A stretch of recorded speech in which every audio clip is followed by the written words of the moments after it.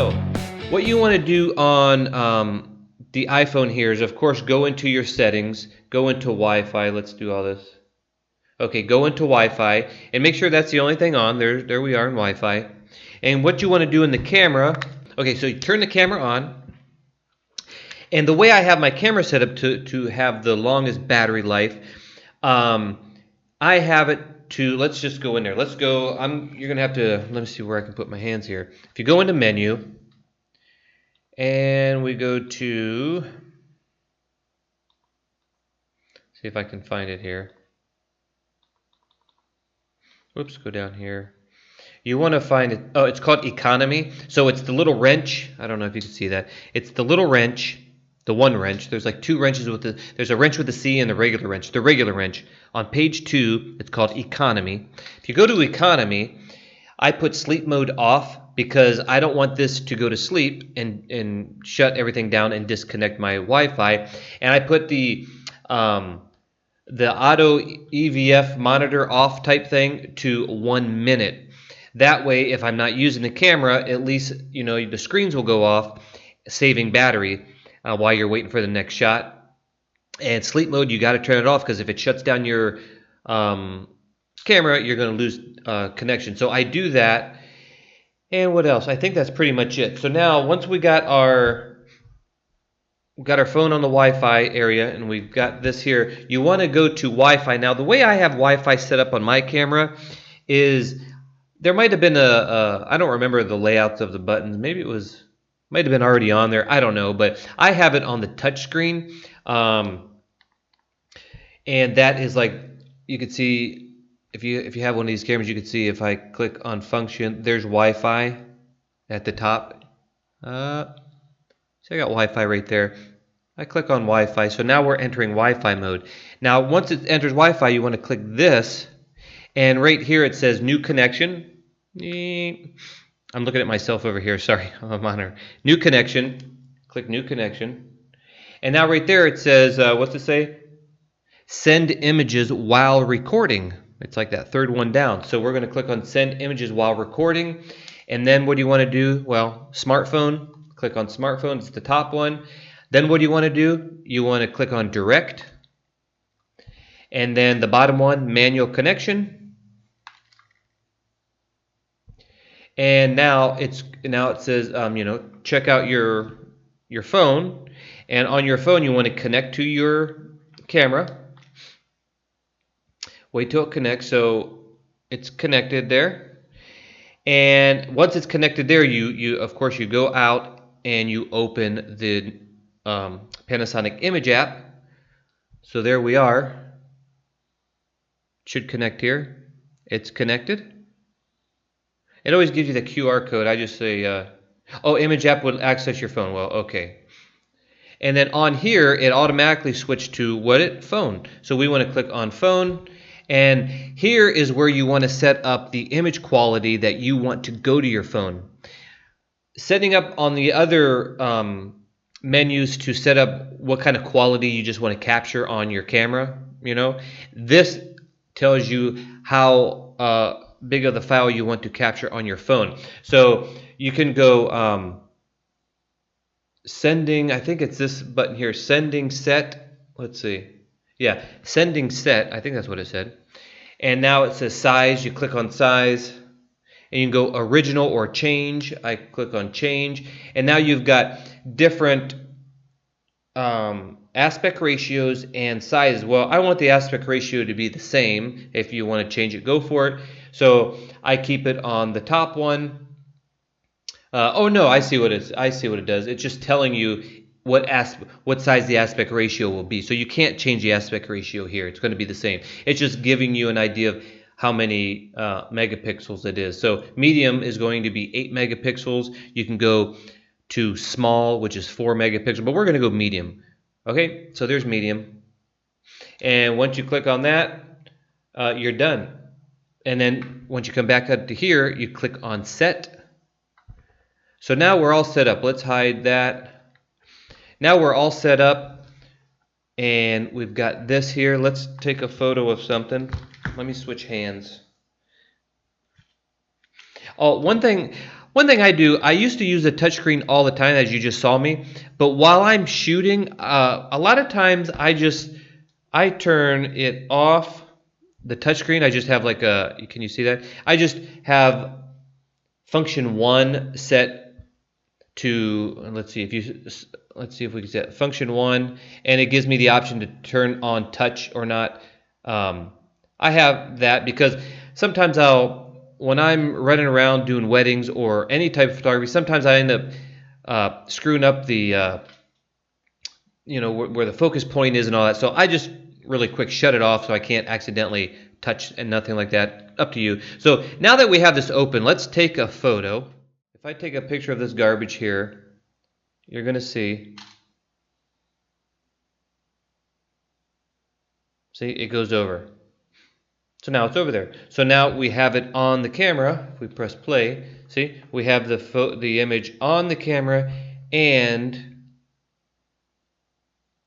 right here. So we got a medium backup, full backup. If that was RAW, then this could be medium JPEG or a full JPEG or whatever you want. So it's kind of nice. It leaves me at least feeling a little better about having a backup. Let's do another one. Let's take a photo of that garbage. Take a photo, and you can see it's going over. So if we just take a bunch of photos like this, what happens? Well, they're all going to the memory card, and you're going to see they're all going to be, even though that little light there's blinking green and blue. That means it's transferring over to here. And you can see they're all going over, even though they're already on the card. They're just now being transferred to here. So you can just start shooting and get everything you want. What we can try now is, let's see, which I never did try. Let's try rapid shots. Let's make sure that's done. Now, when you're out there shooting, you don't have to wait till that's done. You just keep shooting. Let's see if I just hold this down. Let's get something different here. Let's see if we everything gets copied. Okay, so there, we shot a bunch, and they're already on the memory card, so we're safe there. Now we're just going to see if they're all going to show up here. So, and I think that was on what do you call that? Rapid fire on medium or whatever. I forget how many frames per second that is, but just to give you an idea that you can use that feature. Now, here's what I was talking about. Leaving this on in your bag, your battery is going to go low because the screen's on. But what we're going to try here in a minute, which I've tried before, but I'm just going to prove it to you, is while this app is running, like meaning you're looking at the app, you can shut the screen off and it's still going to be connected and still going to work. So I just took a whole boatload of, is it done? Okay, it's done. So remember, you don't have to wait for that. You just go do your shooting and everything goes here. Now, there's the app. Now we're going to shut it off.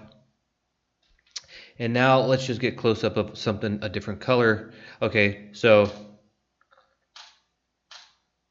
we'll just take a couple shots there.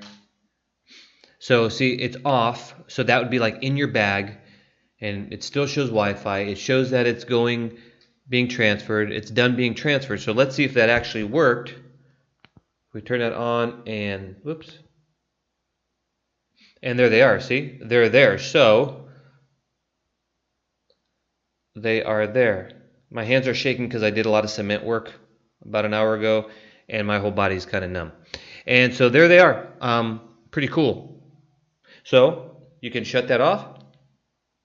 You can put it in your little fanny pack along with your camera, whatever. Put that bad boy on, or however you want to hold that. And now you can go out shooting. I'm trying to focus on myself, but too close. Finish shooting. Boom. Oh, let's go this way. Okay. And bring this bad boy out so you're not accidentally touching it. The battery's going to last. And we're going to see if... And there they are, the two photos I just took. That QR code thing keeps coming up, or searching, or I don't know what that is. And there it is, see? It's out of focus because I'm too close. But it's a really cool idea to keep it running. One thing you can try is before you do this on a paid gig, remember this is only backup. It's not like you're relying on this to hold all your actual photos. Take the wife, the kids, or if you don't have none of that, go for a walk, set this up, and just go around, take photos. You keep that in your pocket if you all you want to carry around is that. Make sure you turn that off with the app on. Remember that app has to be showing there. If I go out of this app, like if I click out of that app and then I shut it down, I notice it works, but it will shut down, and then you're going to lose your connection and you're going to have to redo the whole thing again. So that's it. Go out, set it up like I told you, take some photos. Every 10 or 15 minutes, just take it out of your pocket and just make sure that it's working and so forth. Now what you can do later, let's see if we can do that now. Let's see what you can do after your test or even after the live thing is you can see how many photos you've taken by taking the memory card out of here, putting it in your PC, and you count them individually or just highlight them all and like drag a little bit. It tells you how many photos there are, and then you can take this, put them on your computer, or set them up for a deletion, and it'll say, are you sure you want to delete a certain amount of photos? If those photos match up the number, then you know that every photo you took with this actually came over here. But if you notice that you're missing 10 photos from here, then that means there was a connection problem somewhere and they're not all over here. Again, this is for backup. Now what I do is after I do all that,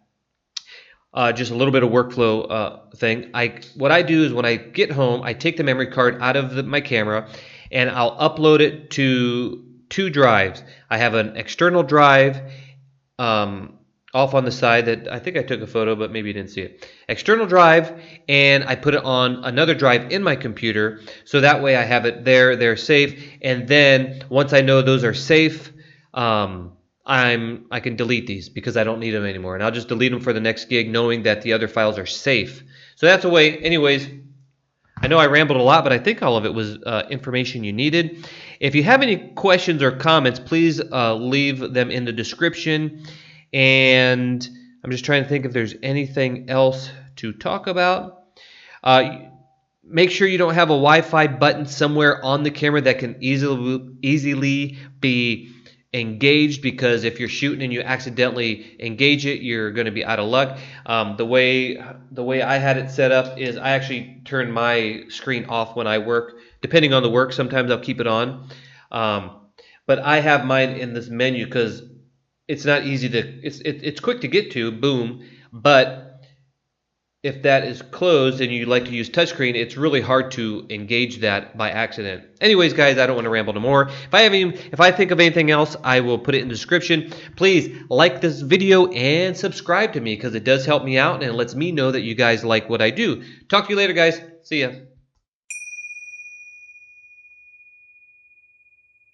Hey everybody, Aaron J. Anderson here with a really cool idea that I had. I'm not saying that I came up with the idea because I just can imagine that someone else has thought about this.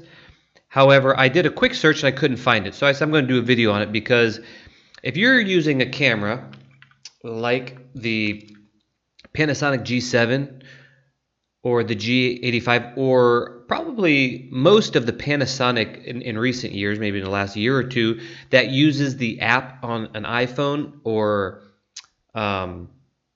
Android, if you have one of those cameras that can sync the app and you can review yourself and set focus and all that stuff, then you probably can do this. But almost for sure, well, the G7 for sure you can, and probably the new G85 as well for sure, because it's almost like identical cameras. And then I had the GH4, I don't remember. Anywho, one thing that I do is I actually have been using this for professional work. It's an amazing, everybody knows it's an amazing video camera. I mean, it's actually a little better than the GH4, and you've heard of that one. And the photos are absolutely amazing, especially when you're using this lens, which I still have to do a review on it, but this is the Panasonic 35-100 f2.8. It's an amazing lens. I won't go into it anymore because this is not about that. But one issue I have, actually most of the cameras I've had does not have dual card slots. And one thing cool about the G85, it has the card slot on the side. Look at my hands all cut up. I was working on the yard. That looks terrible. Sorry. And so now you have to get in the card slot here, and basically there's only one card slot, which on most of my cameras now the D70, the Nikon D750 had two card slots, I believe. Yeah, it did. Now I know for sure it did. And what's really good about that is when you're doing paid work, I always have the same image go to both cards. So if one card fails, the other one you can have a backup. I've been doing photography professionally for 2 years. Been doing photography since I was 16. Been doing professional video for TV broadcasts, movies, short films, and personal stuff for 10 years. And I've only 2 times had card fails. Neither one of those times were in the photography or video realm. They were just being used for transferring not photos, garbage documents and stuff like that. Just using it in that way and not photos. So I've had 2 card fails in most of my digital career that I can think of. So it doesn't happen often. But if you have one card in this and it fails during a wedding, or if you're doing something for a magazine shoot or something where you have a client that is going to be very disappointed, or you're not going to get called back type of thing, or sued, or there's all kinds of things that could happen. It's a big bummer. So G7 doesn't have it. So I was just thinking, every time I do a shoot, I just feel nervous about it, and I don't like to feel like that when I'm doing a shoot. And I've felt like that for many years shooting with one card. What you could do now is you can have the shoot in RAW plus JPEG, or just RAW or just JPEG. You can shoot it in JPEG medium or JPEG small. You got all these options to do. Most of the time you're not going to use those. But one good way to have a backup of your photos is syncing it with an iPhone. And what happens, I'm going to show you how to set that up. When I take a photo here, and it doesn't matter how you shoot. Let's say you're just shooting JPEG. You have it set for the large quality, high quality JPEG. You take a shot, it goes to the card. You can have that same original JPEG file actually be synced to your phone right when you take the shot. Or in my case, I actually have the output to the phone in medium format. That means I think it's 8 megapixels? I believe medium is 8 megapixels. Why do I do that? Well, I want to keep the synchronization going quickly. I've never had a card fail, like I said, during a production type stuff, so I don't think it's going to happen. But if it did, I still got 8 megapixel photos in here, and depending on the capacity of your iPhone and what you want to do, you can have the large 16 megabit 16 pixel image or whatever. I'm screwing up my lingo here. Go over to the high quality one. But for me, I'm fine with medium because I don't think something's going to happen. But if it does, got it here. So I'm going to show you how to set that up. And what you could do also is if you shoot RAW, you could shoot RAW and have a full JPEG over here or a medium JPEG come over here. So you got your RAW files here and your JPEGs just in case something happens. For me, or whatever, we're just going to show you how to set this up. So first of all, you're going to have to turn on the camera. Duh. Okay. And let's see if we could see that. I've got a green screen on here. I don't know if it's going to, well, we'll try it. So turn the camera on. And before you do that, what you want to do is on your iPhone. Now what I do with this is an old iPhone. If you guys can see that, there's a line. Let's turn on. There's a line going down the middle. It still works fine. But what I use this for is specifically for this purpose. And to set up the iPhone, let's do that first, is I basically have like nothing on it. It's like just the Panasonic image app and nothing else. Everything else is just stuff you can't get rid of. And anytime I go do a photo shoot, I have no, let's make sure I have it.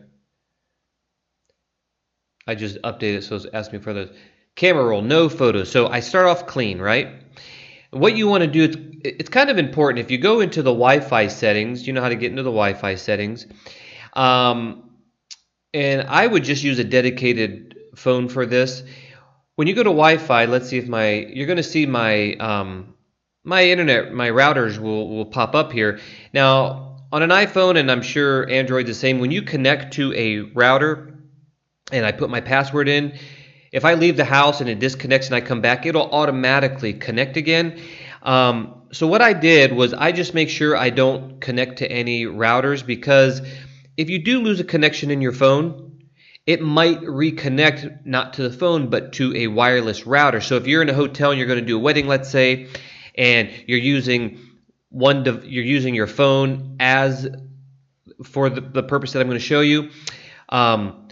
Your Wi-Fi, let's say you connect to the Wi-Fi in the hotel, and then later you do that shoot, let's say at of a wedding or whatever, and if your phone does get disconnect, it might reconnect to the router instead, and I don't want that, so I just make sure if you do that, you just click on that little this little button here, the little information button, and you're going to see it says join network. Let's see, it says join network, but if it's already been reconnected, it'll say forget network, and I click forget network so it doesn't automatically join. I just want it to be joined to my camera, and that's it. So I don't know if that's a big deal or not. Now, one thing that is a big deal, if you go into is it general? Let's see. No, it's maybe it's in okay, display brightness. What I do is I put display brightness, I put auto lock off, because or never, it says never. What happened, I actually tried this whole setup on a, let me get some coffee here. I tried this setup on a paid photo shoot actually last weekend. It was a 5K event called the Divas 5K event in San Juan, and I set this whole thing up to see if it would work during a paid event, but I had a good control over time. I did it the year before, so I knew what I was doing.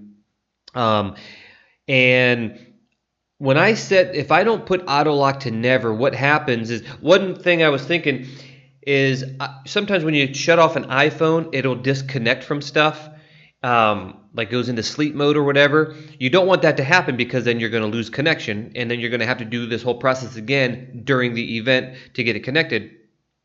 So what I first was doing was just keeping it to never auto lock, and I was just putting it in my bag like this, or actually in my pocket, because later I came up with another idea to do this better, but just so it wouldn't shut off. What happened was my hand, even though it was in my pocket, was actually touching through my pants and messing this up, and it would go out into different apps, and I was using my phone that I use all the time with all the other apps running and all that stuff, and it was just causing some problems, and my camera did freeze up at one point, and I think it's because of that situation, just being tapped and other apps are running and all that stuff, and really ruined it. That's why after the event I said I'm going to use a device specifically for this. And as I did some tests, I still put it on never, because I don't need it to auto shut off on me. And if you want to save batteries, you can lower the brightness, of course, of the screen, but I'm going to show you what I usually do. And then there's something else that I do here. Let's see if I can find it.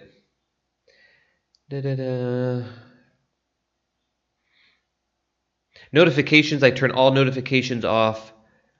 Of course, Bluetooth off. I put airplane mode on, which means there's no wireless cell phone internet, cell phone stuff going on there. The only thing on is Wi-Fi, and I have it to never shut off. I don't have a password on, so if I do disconnect or I want to check to see during the day if it's working, I don't have to put in a password.